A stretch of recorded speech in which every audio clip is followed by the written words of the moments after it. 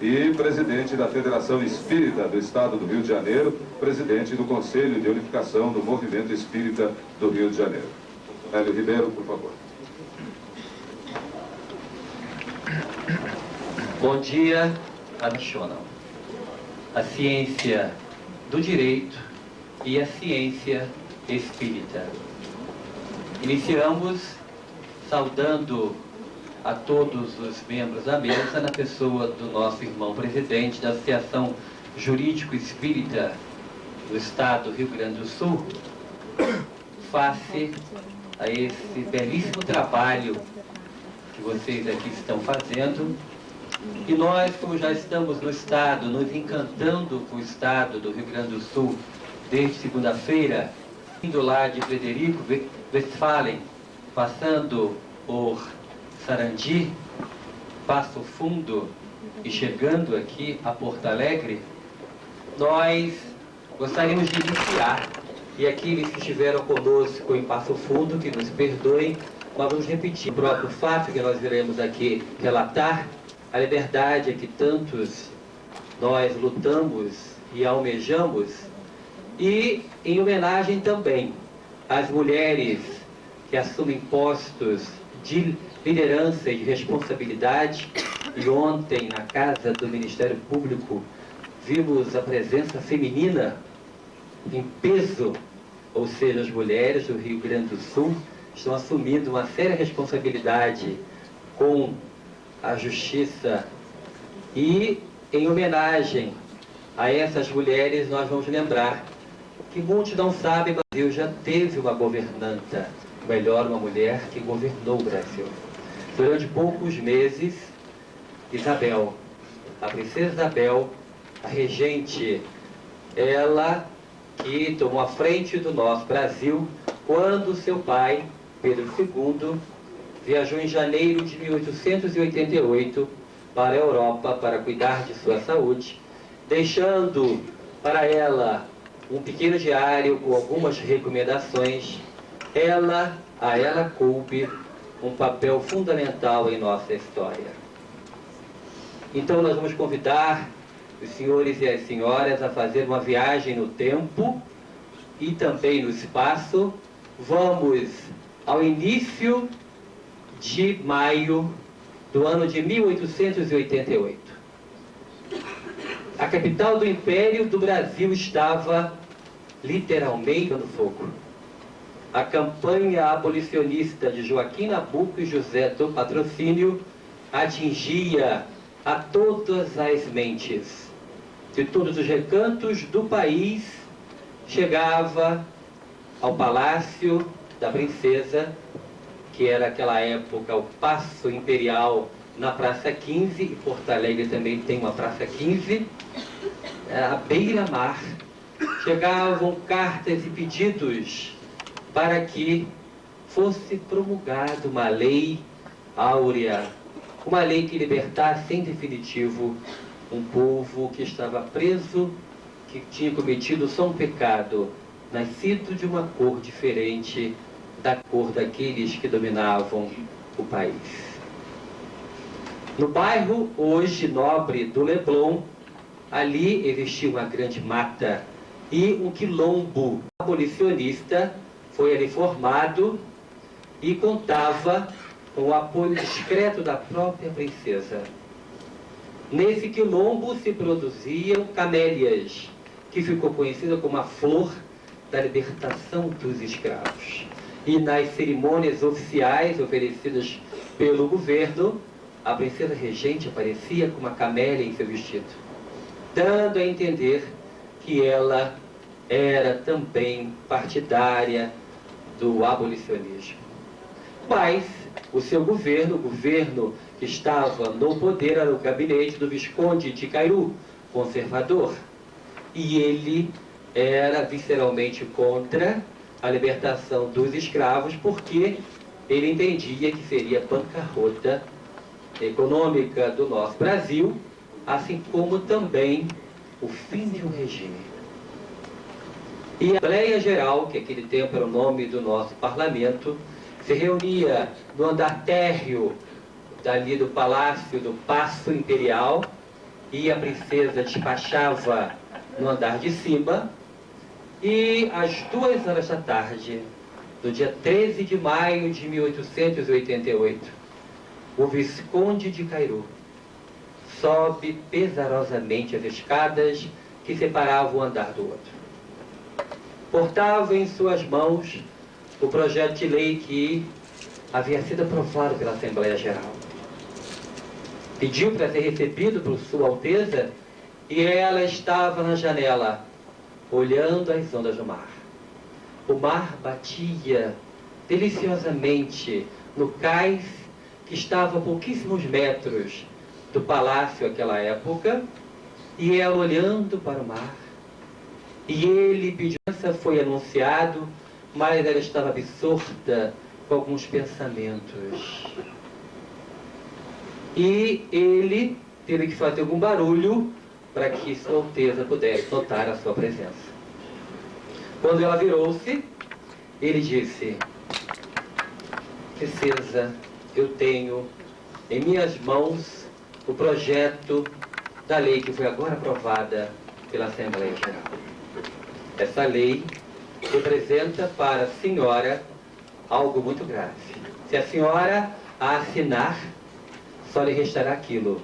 E aponta a saída da Baía de Guanabara, lembrando a ela que ela seria exilada, desterrada, expulsa do Brasil, porque ele dizia: os republicanos estão apoiando esse movimento.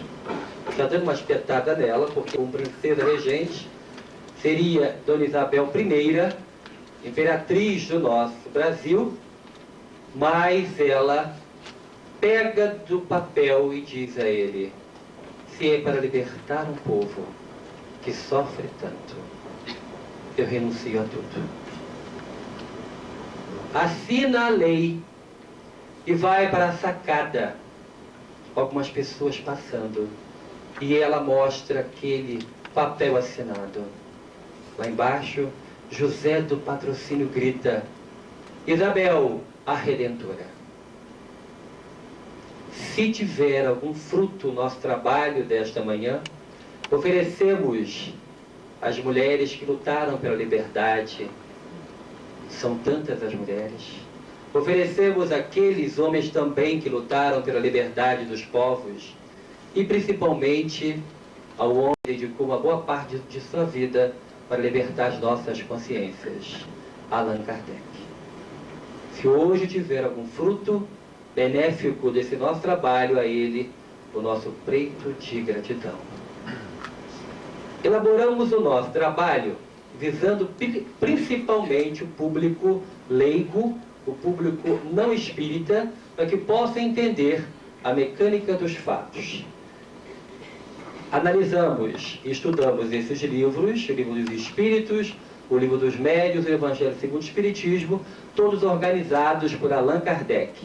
Pode trocar.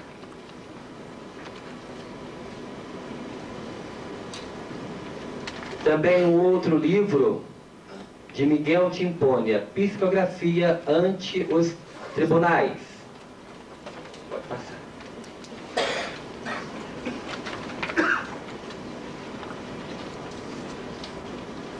A Mediunidade e a Lei de Carlos Embaçaí, advogado militante no estado do Rio de Janeiro. Ele foi o responsável pela defesa da Federação Espírita Brasileira, assim como do médium Chico Xavier, quando a família de Humberto de Campos levou-os à justiça, pleiteando os direitos autorais da obra psicografada pelo médium Chico Xavier. Carlos Embaçaí, na década de 50, presidiu a venerável casa que hoje aqui represento, a nossa Federação Espírita do Estado do Rio de Janeiro. Pode passar.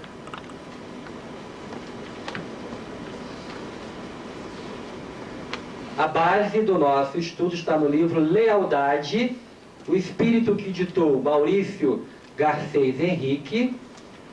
Francisco Cândido Xavier é o médium e foi organizado Hércio Marcos C. Arantes.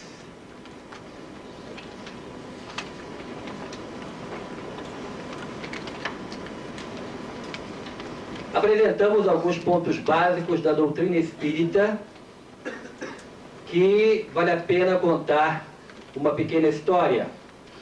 Quando estávamos por fazer uma palestra também fora do estado do Rio, dirigindo-se pedimos um táxi e ao entrar no táxi percebemos que o companheiro era partidário, era fiel de uma igreja tradicional protestante. Por tudo que estava escrito dentro do carro, pela rádio ligada, e era muito cedo, e ele perguntou assim: vai viajar para longe? Tentando puxar uma conversa. Vou. Aí viu que estávamos bastante agasalhos. Vai para um lugar que fala: vou. Daqui a pouco ele vai chegar no assunto. E não deu outra. Daqui a pouco ele pergunta: o senhor conhece Jesus? Aí eu falei assim: agora é a hora. Conheço, sim, senhor. Conheço Jesus alegre, presente em minha vida, que me ajuda toda hora, que está ao meu lado. Ele disse: graças a Deus, o senhor então é cristão? Sou cristão. E passávamos pelo vão central da ponte Rio-Niterói, quando ele pergunta: qual igreja que o senhor congrega? Eu sei agora. Ele vai parar o táxi. E agora, Isaías? Respirei fundo e falei: nós somos.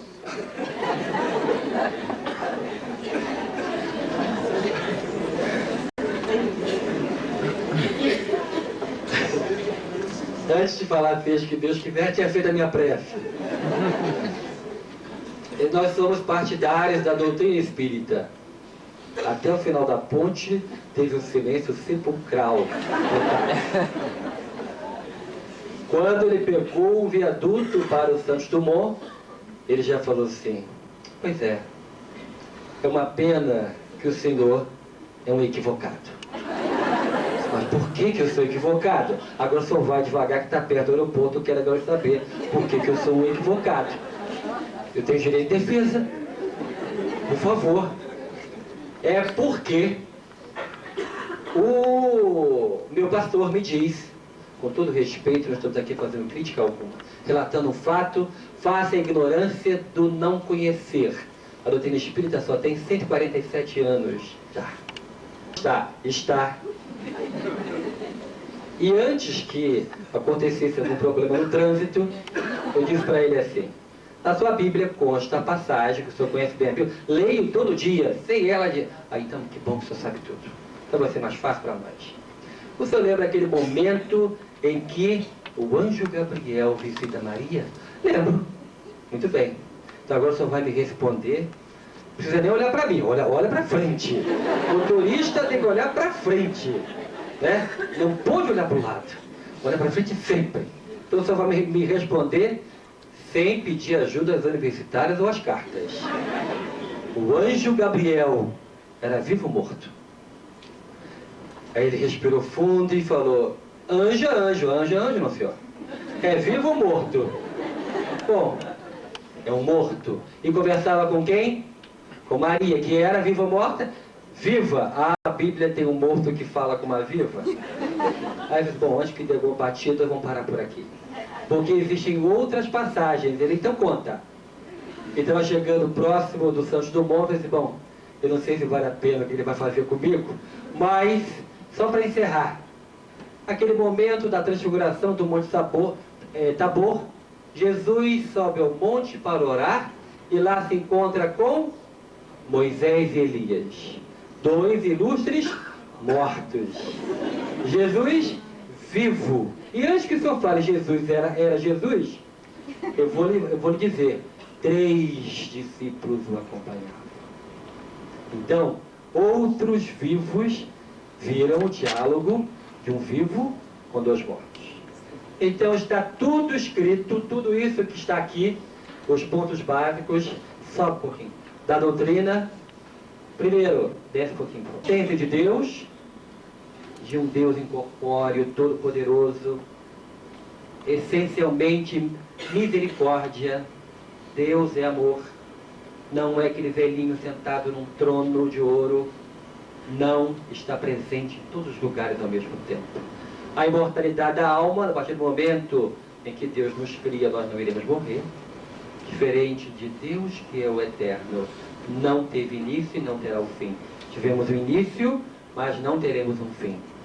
A reencarnação, que já foi aqui muito bem explicada pela nossa querida Sandra, ou seja, o processo através do qual nós voltamos quantas vezes foram necessárias para aprender a conjugar alguns verbos: amar, perdoar, compreender, entender, conviver e outros tantos.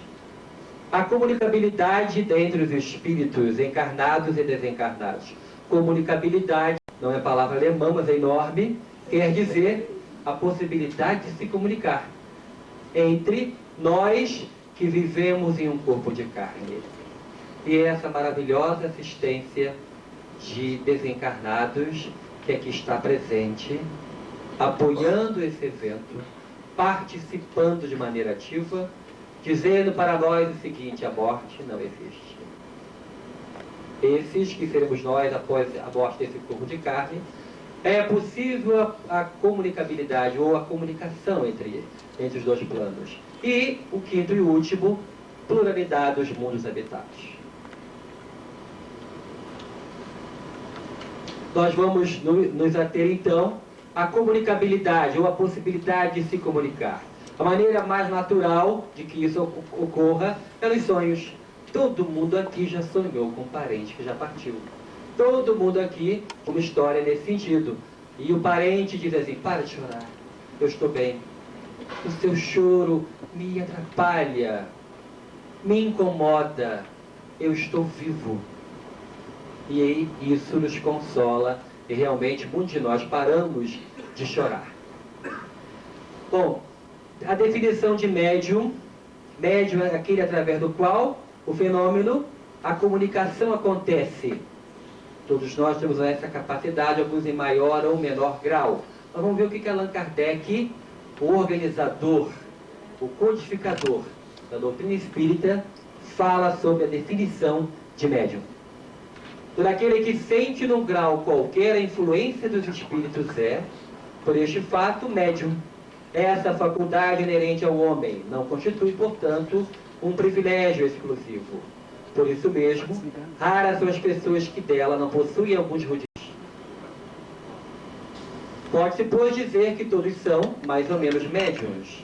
Todavia, usualmente, assim só se qualificam aqueles em que a faculdade mediúnica se mostra bem caracterizada e se traduz por efeitos patentes de certa intensidade. Item 159 de O Livro dos Médiuns de Allan Kardec. Médium, então, é aquele que teve um compromisso, assumiu um sério compromisso antes de voltar à Terra.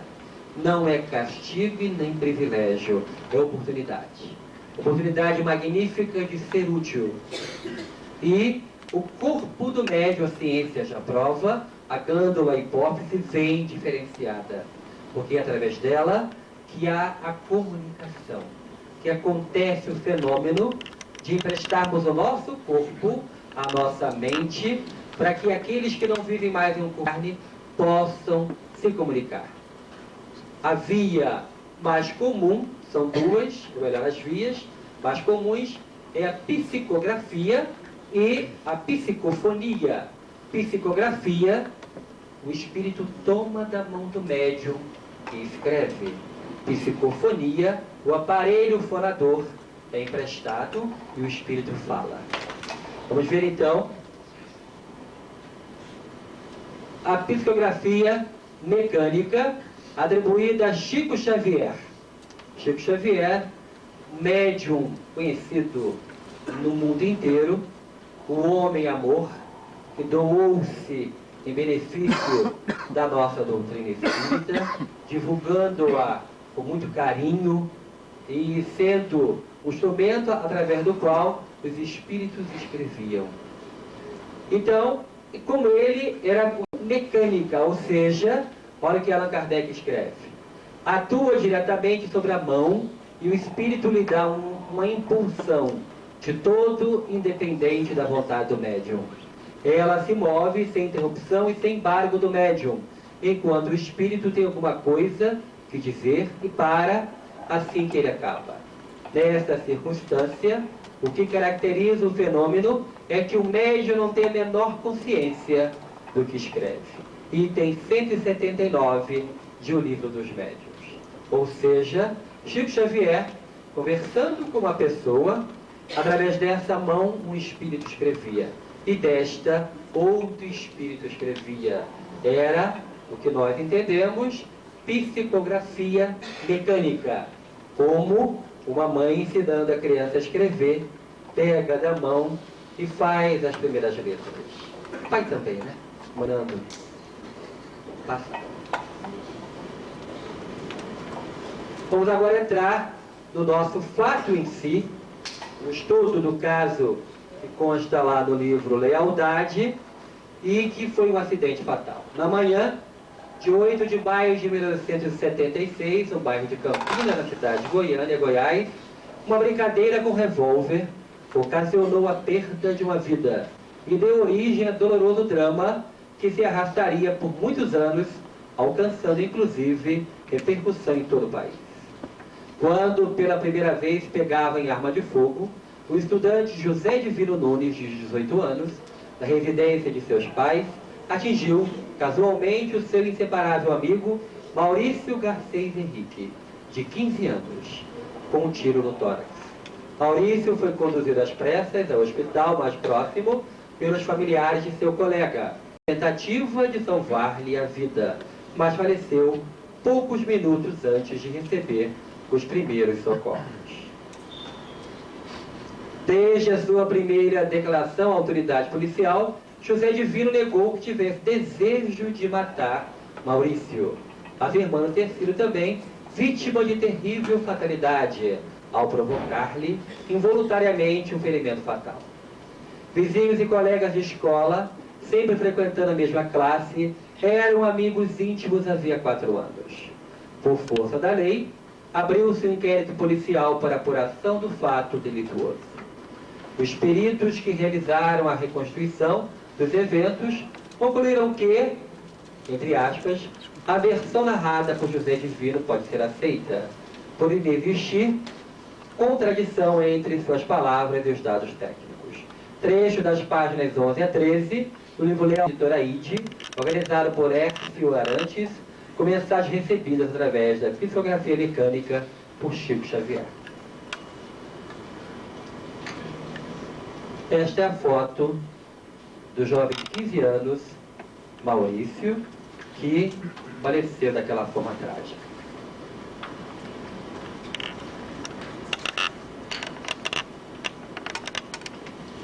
Em 27 de maio de 1978, veio a primeira carta através da psicografia mecânica de Chico Xavier. E dizia assim o espírito: Maurício, o José Divino e nem ninguém teve culpa em meu caso. Brincávamos a respeito da possibilidade de se ferir alguém pela imagem no espelho, sem que o momento fosse para qualquer movimento meu, o tiro me alcançou, sem que a culpa fosse de meu amigo ou minha mesma. O resultado foi aquele. Livro Lealdade, trecho das páginas 16 e 17.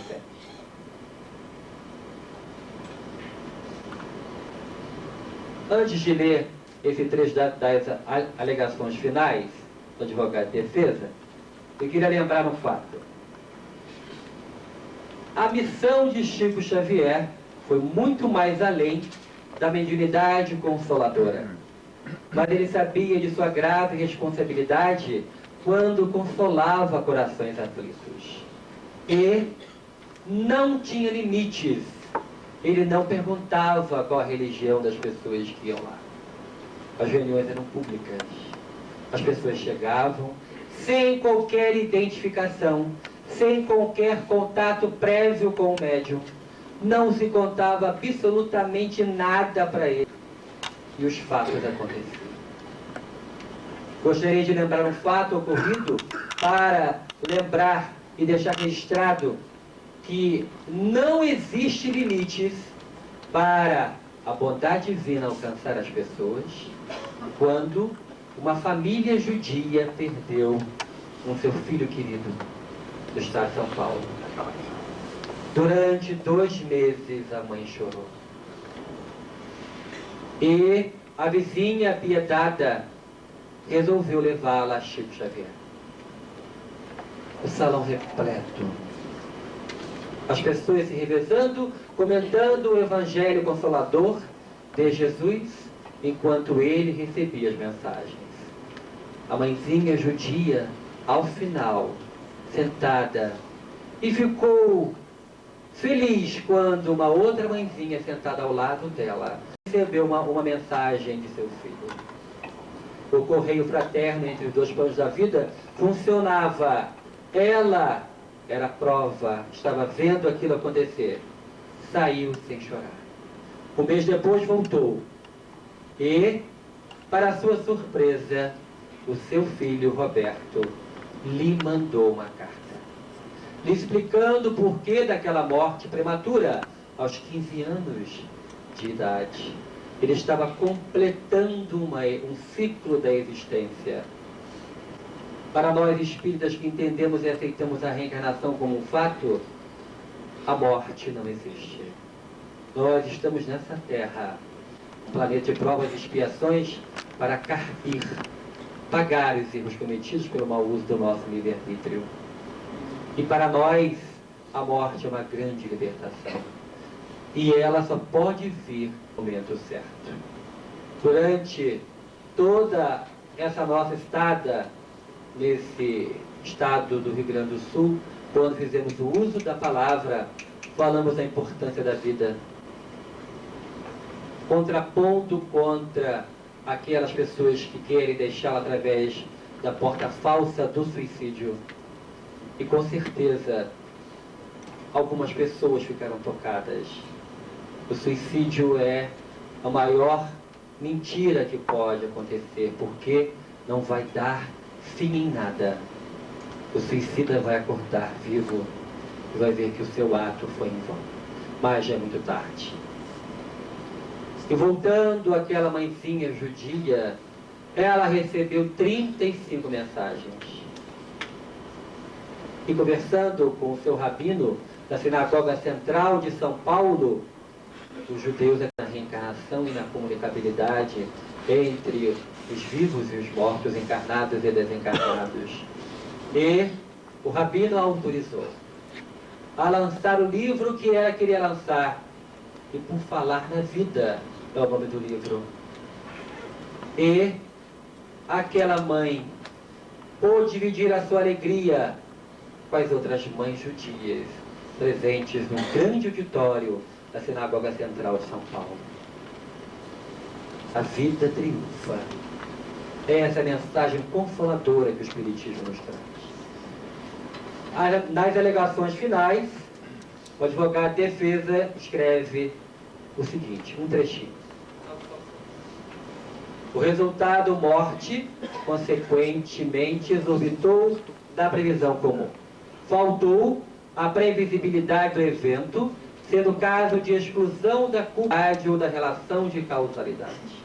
Faltou, assim, da parte do agente, um dos elementos essenciais da vontade, o elemento intelecto, já como realidade, já como possibilidade na expressiva preleção de Bettiol. A vítima Maurício Garcês Henrique, desencarnado, envia mensagem de tolerância e magnitude espiritual, inocentando seu amigo José Divino e dizendo que ninguém teve culpa em seu caso. Tudo através do médium Francisco Cândido Xavier, cuja autenticidade foi proclamada, inclusive, pelo corretíssimo representante do Ministério Público.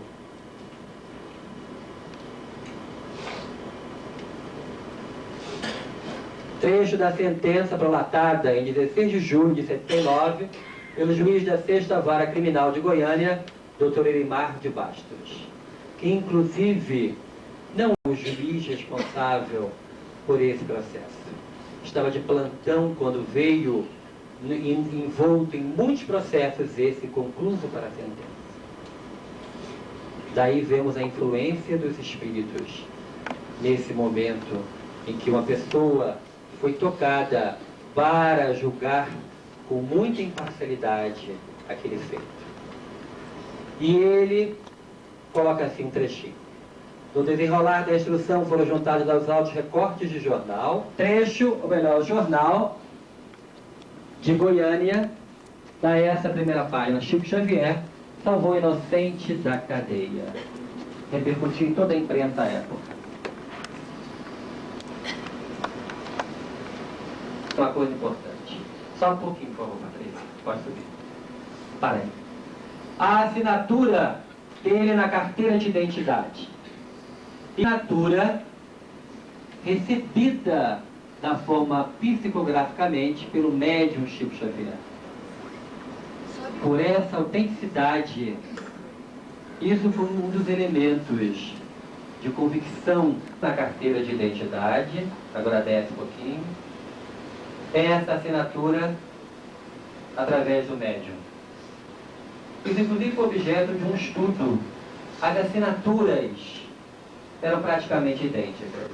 A doutora Marlene Nobre escreveu um livro, Nossa Cidade desses Fatos, para a sobrevivência do espírito após a morte do corpo. Do rapaz que estava sendo acusado, dizendo o seguinte: grande alegria, muita emoção, pronunciamento digna justiça, Estado de Goiás, confirmando o despacho do doutor Olimar, de prezado amigo, sua estimada esposa, dona Dejanira, generosidade com que souberam era um fato que foi realmente um acidente, e comunicou o fato ao juiz. Isso consta como uma carta que os pais do jovem morto pediram juntada aos autos, dizendo que reconheciam como verdadeira a mensagem de seu filho. Não queriam de modo algum que um inocente fosse para a cadeia. Não queriam que o José Divino se juntasse a milhares de outros que, infelizmente, não estão aprendendo nada de útil nas cadeias do nosso Brasil. Queriam José Divino livre. O Chico Xavier foi então convidado ao programa de maior audiência nacional naquela época, programa de Flávio Cavalcante, em 30 de 79, devido à grande repercussão do fato. E o repórter pergunta a Chico Xavier: Chico Xavier, você acredita que a justiça possa se utilizar mais a miúde de mensagens do além nesses casos? Resposta dele: eu creio que uma pergunta desta deveria ser endereçada às autoridades do Poder Judiciário e não a mim, que sou apenas um pequenino companheiro de nossas experiências do dia a dia. Agora, falando de meu ponto de vista não apenas de espírita, mas também como cristão, eu me recordo de que o ponto básico da doutrina cristã é a da ressurreição de nosso Senhor Jesus Cristo, isto é, nosso Senhor Jesus Cristo venceu a morte e nos deu a mensagem da vida eterna. Então, como cristão, eu acredito que se a mensagem de alguém que se transfere espiritual demonstrar elementos de autenticidade capazes de interessar uma autoridade humana, esta mensagem é válida para qualquer julgamento.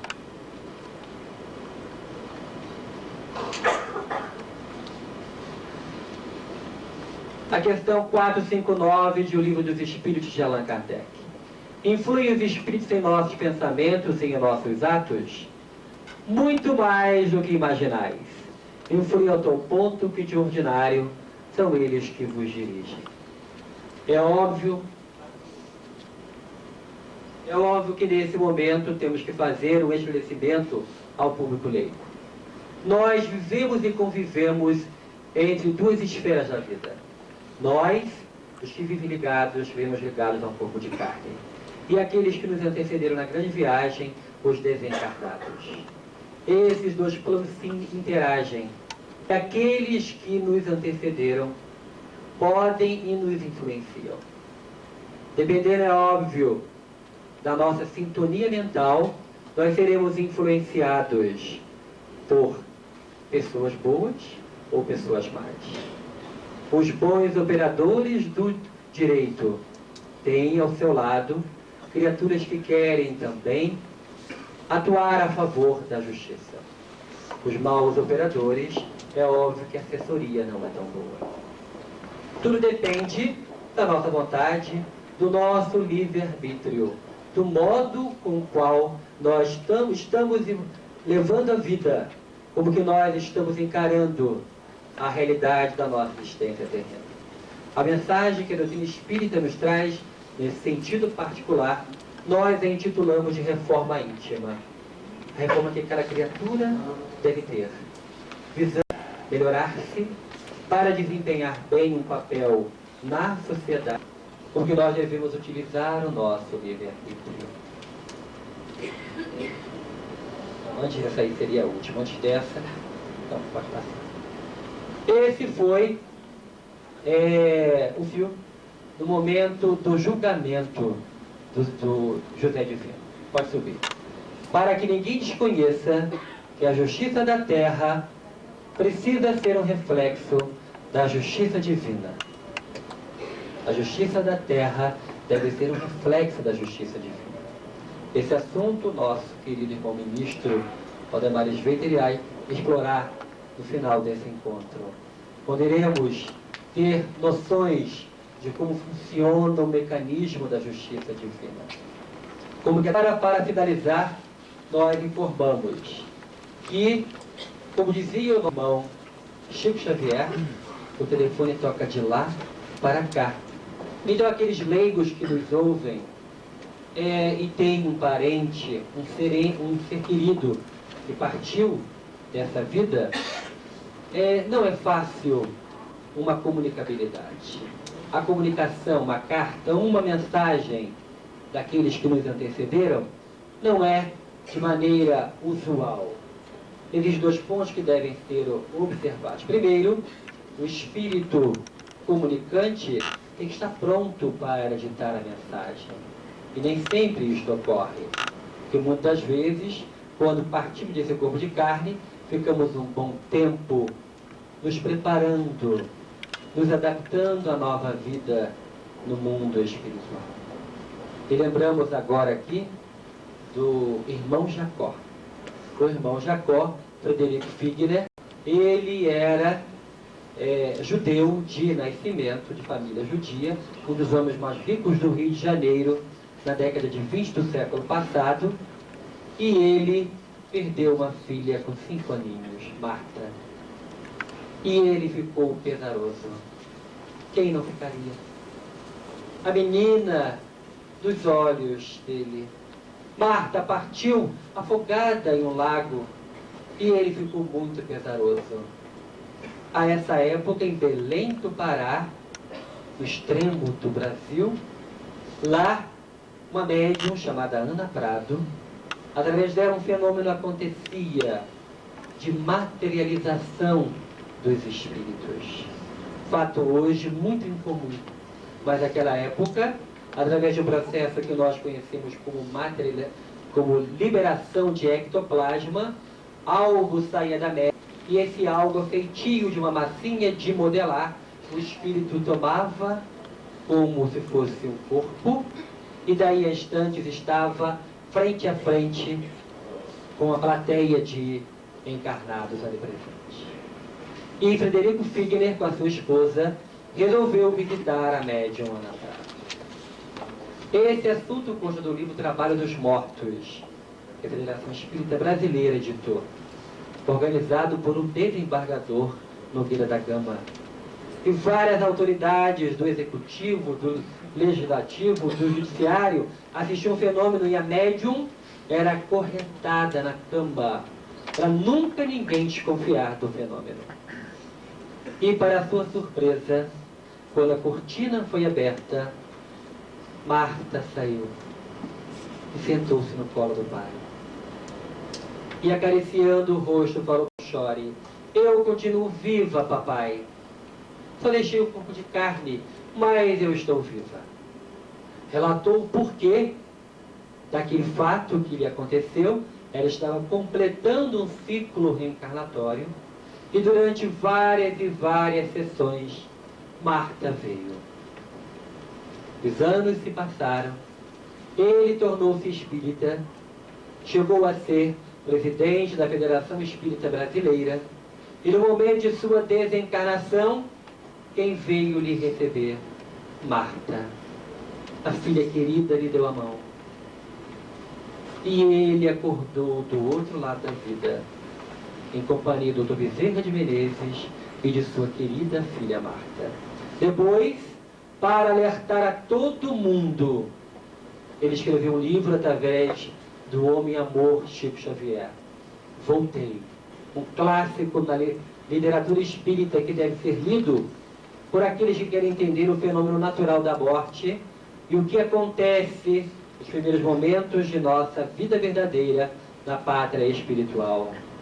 E o irmão Jacó, ele adota esse nome, irmão Jacó, em homenagem à sua família judia. Ele diz, com todas as letras, continuo vivo. Continuo com muitas dificuldades, mas estou vivo. E relata das suas experiências no mundo espiritual para atingir ao mínimo de luz necessária para ser útil lá naquele grandioso trabalho, porque, como Jesus nos afirmou, meu Pai trabalha e eu trabalho até hoje. E para encerrar, como Chico Xavier falou sobre a perene, que Jesus nos deu o exemplo da continuidade da vida, da vitória sobre a morte, uma história acontecida logo em seguida daqueles momentos cruciais que se seguiram a crucificação e a morte de Jesus. Pedro reuniu na casa de Marta e Maria, irmãs de Lázaro, grande amigo de Jesus, todos os seus seguidores. Era uma reunião geral. Todos deveriam se reunir para traçar planos do que deveriam fazer face à perseguição constante dos soldados romanos. Roma queria perseguir e matar todos os seguidores do carpinteiro de Nazaré. Estavam reunidos, já era noite, quando batem a porta, e se assustou. Pode ser os soldados romanos. Que tolo que eu fui, reuni todos aqui, todos nós seremos presos e mortos, não vai sobrar um para levar adiante a mensagem de Jesus. De forma tranquila, um deles vai lá, abre a porta, e eram dois dos seguidores, narrando que tinham ido para lá, pelo caminho de Emaús. E lá, um estranho se aproximou deles e perguntou se podia caminhar juntos. Eles disseram que sim. Pararam em uma estalagem para um breve lanche. E no momento do partir do pão, eles reconheceram, era Jesus. E Jesus subiu na frente deles. Eles estavam relatando isso para Pedro e para aquela assembleia seleta dos apóstolos e dos discípulos, quando bateu a porta. E Pedro disse, agora são eles. Os soldados romanos chegaram, todos nós seremos presos. E Tomé, ou melhor, André, que mais à frente viria a dar exemplos de fidelidade ao Cristo, abre a porta, a gente irá entrar.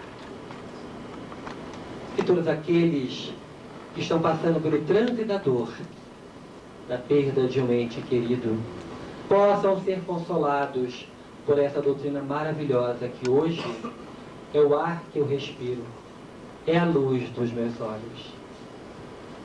Que vocês possam ter a certeza que o filho querido, o pai, a mãe, a companheira, o companheiro estão vivos. Estão vivos e atuantes. Assim como Jesus, que não para de ir a nosso favor. Que Deus abençoe a Associação Jurídico Espírita desse estado do Rio Grande do Sul, para que ela possa, a feitio desse primeiro evento, organizar muitos outros, aonde a ciência espírita possa dar a sua contribuição valorosa à ciência do direito. Muito obrigado.